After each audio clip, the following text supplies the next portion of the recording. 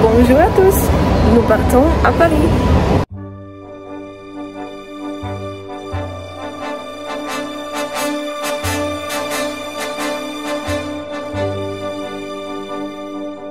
Non, rien de rien. Non, je ne regrette rien. Ni le bien qu'on m'a fait, ni le mal. Стигнахме най-накрая. Ще щом погледна е тук, вече всичко е наред. Non, je ne regrette rien. Аз не мога да видя. Там? Чакам се вижда. Какво е разделението? Видя ли? Там е. Е там. Не, я виждам, бейби. Е там. Вижда, там е една куричка малка. Нищо не виждам.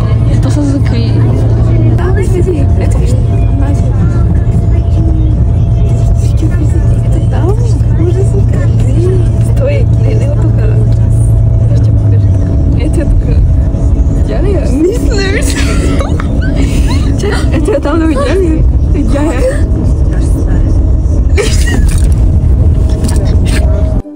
C'est payé, balayé, oublié. Je me fous du...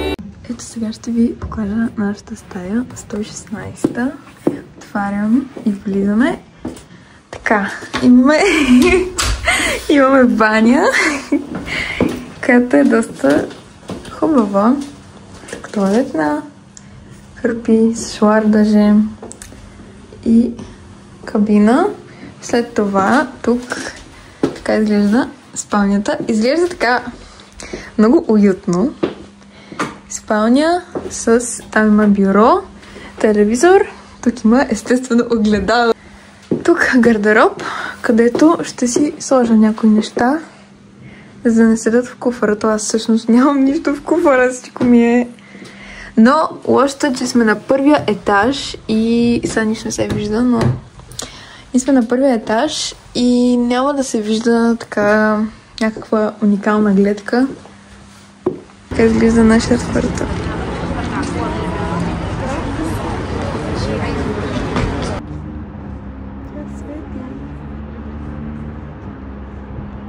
Супер красиво.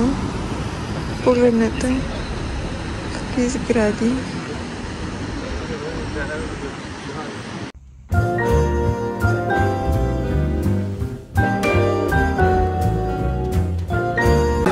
Това ни е закуската, това си избрахме.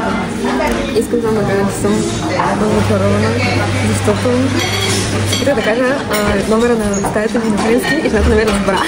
Започнем от това. Така че не ще правим. Апдейт, взех още две неща. Това е някакво с канела роло, а това е мадлен.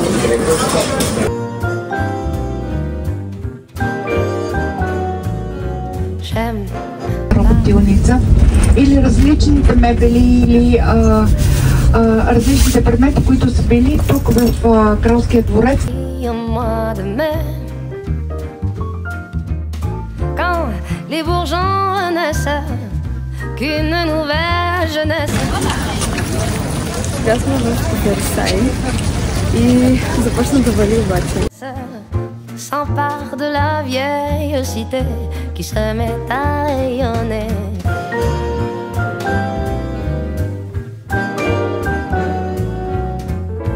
J'aime Paris au mois de mai, quand l'hiver le délaisse, que le soleil caresse. Казаха, че ще има кралска музика, защото това са пеещи фонтани. Влизам в дебрите.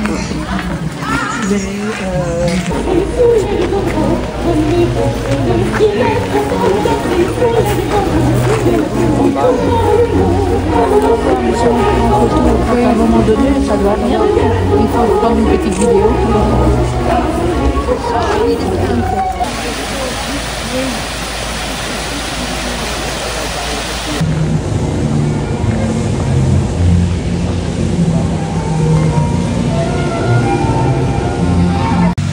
лебед.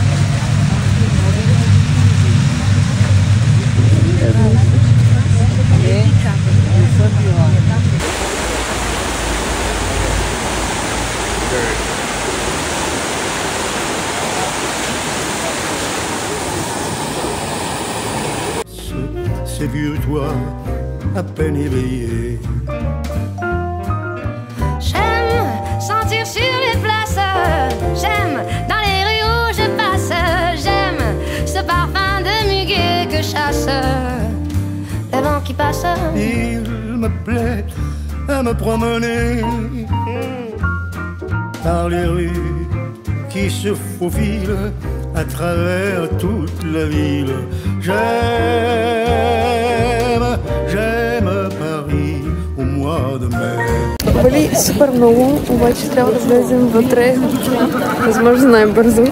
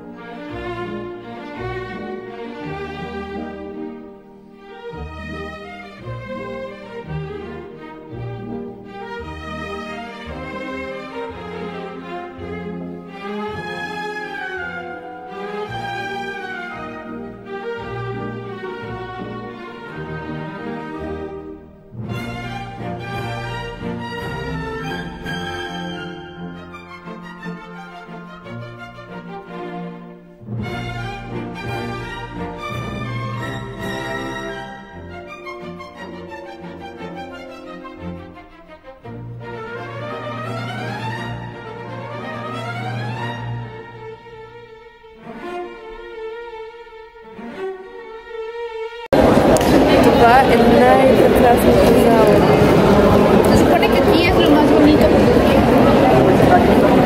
Това е огледалната зала.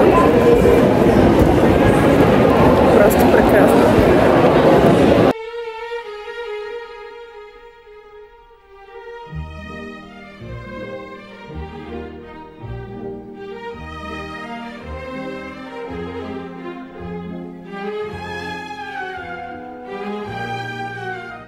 Туристите са ужасни, всички толкова много се бутат и направо те се мазват, няма през теб. Моля, колко съм брутална. Но да, сега ще си ходим, отиваме си към хотела, но преди това трябва да си вземем нещо за ядене и после си да сме на пешеходна разходка в Париж. Ще видим всичките важни места и така.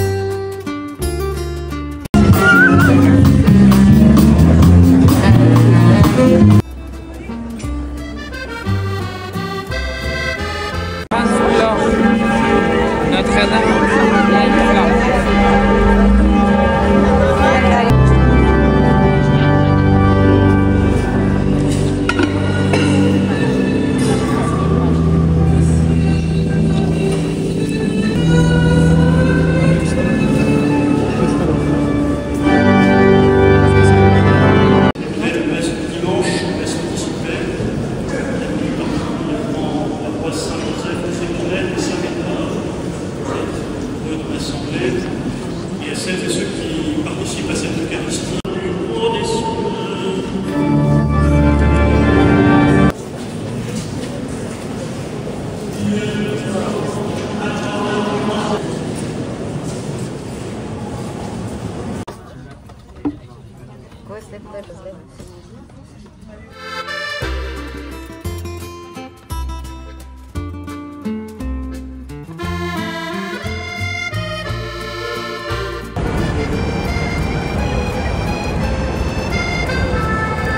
Сега отиваме в мола.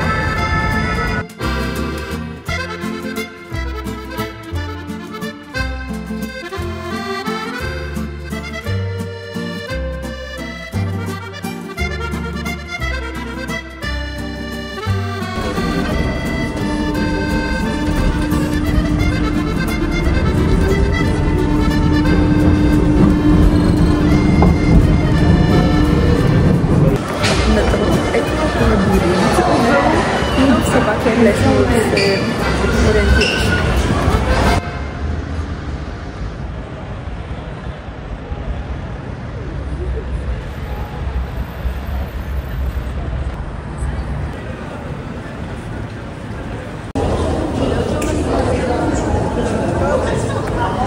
Сега ще видя Айфеловата кула за първи път с прекрасна гледка, може би цялата. Сега ще видим 3, 2, 1. О, боже мой! Това не е уникалното нещо в Париж.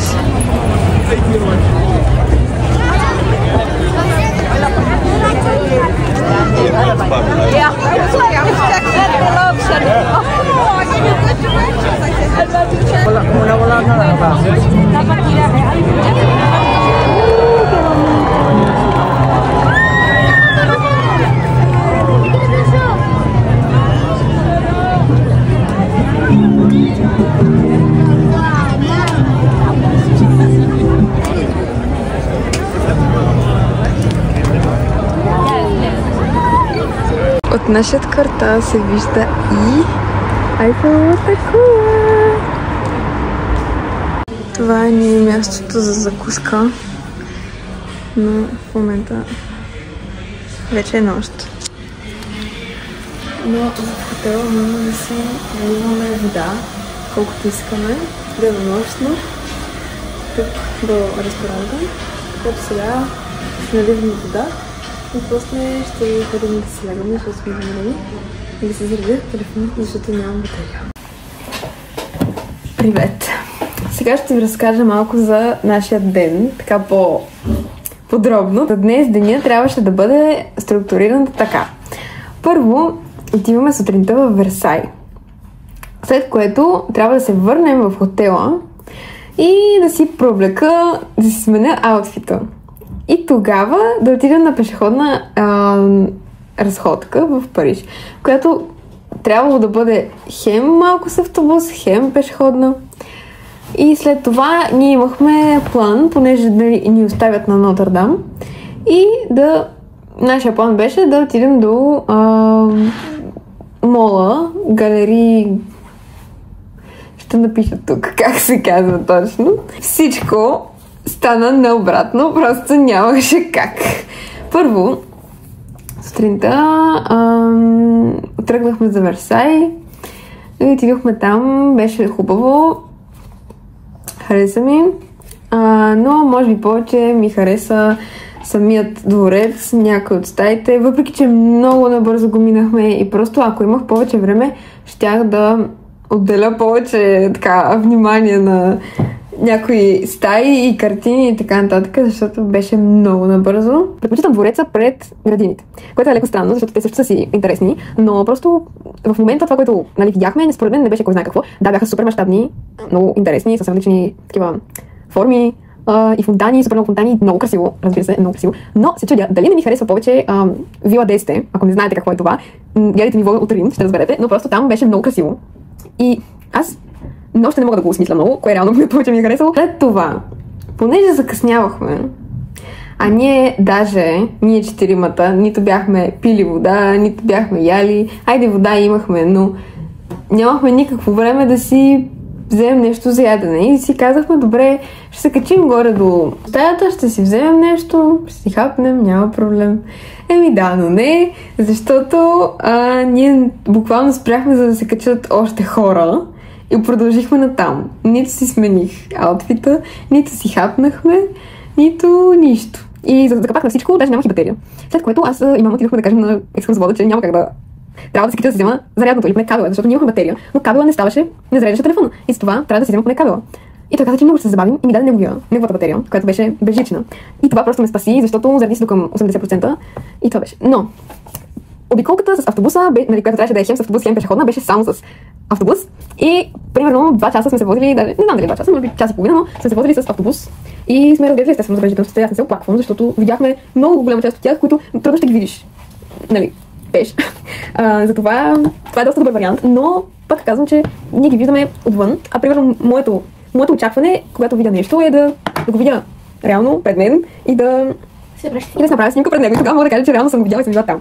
Така, но нали не стана, снимахме си през автобуса, който пак беше доста добре, но да, след това ни оставиха в Люксембургските градини. И там вече всички са гладни, искат да ходят до туалетна, нали, говорим с цялата група. И казаха, нали, влезахме заедно в тях, които също бяха също хубави. Имаше много хора там, просто си разхождаха. Търсихме нещо за ядене, едно момиче, което продаваше там някакви гофрети, сандвичи и си взехме за да хапнем малко, въпреки че вече бяхме прегладняли. Нямаше нужда, но айде, нали? И така, то после стигнахме до Нотърдам и там нали, минахме през някакви улички и после там ни пуснаха. Просто от Люксембургските градини до Нотърдам решихме да посетим все пак Нотърдам, защото казаха, че опашката минава бързо, а опашката беше огромна и аз казах, че няма шанс просто да се снимам отвън и това е. Но опашката действително минаваше бързо, така че нямаше проблеми там и се радвам, че влезнахме. Много е красиво отвътре, тя е реновирана, може би знаете, и е много чиста, всичко е толкова така избелени с стените, перфектна. И много е хареса там. След това решихме да се запътим. Не, след това ходихме да ядем. Къде? В Макдоналдс. Защото нямахме време. Не, че не искахме да ядем Макдоналдс, но все пак нямахме и време да седим, имахме план да ходим до мола. Този хубавият мол. Но да просто имахме план и нямахме време за губене, затова отидохме да ядем Макдоналдс. И там половин час не можахме да си поръчаме, защото нещо не работеше машината. И аз просто пробвах 3 пъти добавях това меню, което нали менютата, които искахме. И накрая някакви хора за нас поръчваха някакви младежи и аз като хайде ще ги питам.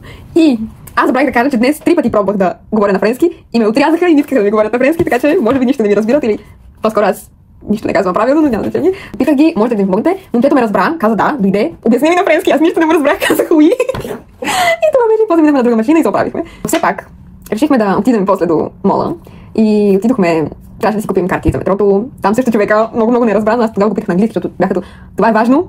Така че нека на английски не ме интересува, нали, но човека не ме разбра на английски.